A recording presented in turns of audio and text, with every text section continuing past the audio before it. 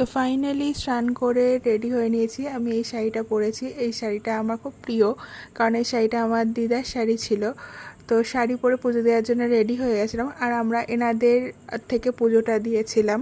খুব ভালো এক্সপিরিয়েন্স ছিল আমার, সেটাই আমি তোমাদেরকে বলছিলাম। মানে আমি এতটা এক্সপেক্টও করিনি যে এত ভালোভাবে মাকে দর্শন করব, সামনে থেকে ছুতে পারবো, দেখতে পারবো।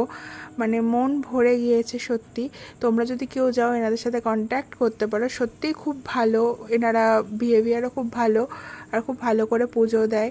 আর এখানে মা তারা সকলকে ভালো রাখুক, সকলকে সুস্থ রাখুক, এটাই চাই। তোমরাও সবাই ভালো থেকো। তো এই বলে আমরা উপরে চলে গেলাম। তারপরে তো আমরা একটুখানি লাঞ্চ করে রেস্ট করে ঘুমিয়ে নিয়েছিলাম। তো বিকালবেলা উঠে এই যে আমি একটু ড্রেস পরে নিয়েছিলাম, আমার মা পেছনে বসে ফোন ঘাঁটছিল। তো আমরা সকলেই রেডি হয়ে গেছিলাম একটু বাইরে শপিং করতে যাওয়ার জন্য। আর এই দেখো, আমি যেটা বলেছিলাম আমার একদম রুমের পাশ থেকে মন্দিরটা খুব সুন্দরভাবে দেখা যায়, তো ওটাই দেখাচ্ছিলাম।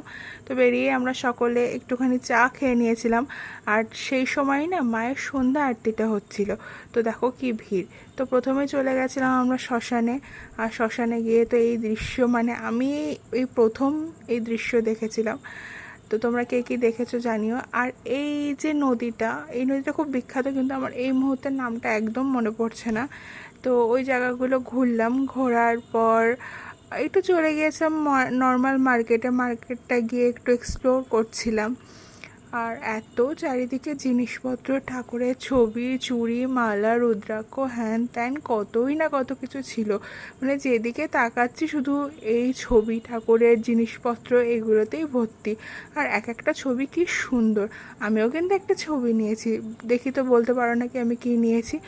আর তারপরে মা টুকিটাকি জিনিসপত্র কিনছিল, ঠাকুরের থালা বাসন, দেখে তো মনে হচ্ছিল সব কিছুই নিয়ে চলে আসি, এতটাই সুন্দর ছিল। আর তখন না এই চারিদিকে নগর কীর্তনেও বেরিয়েছিল। তো জায়গাটা, মানে সেদিনকে খুব ভিড়ও ছিল, জানি না কেন এত ভিড় ছিল।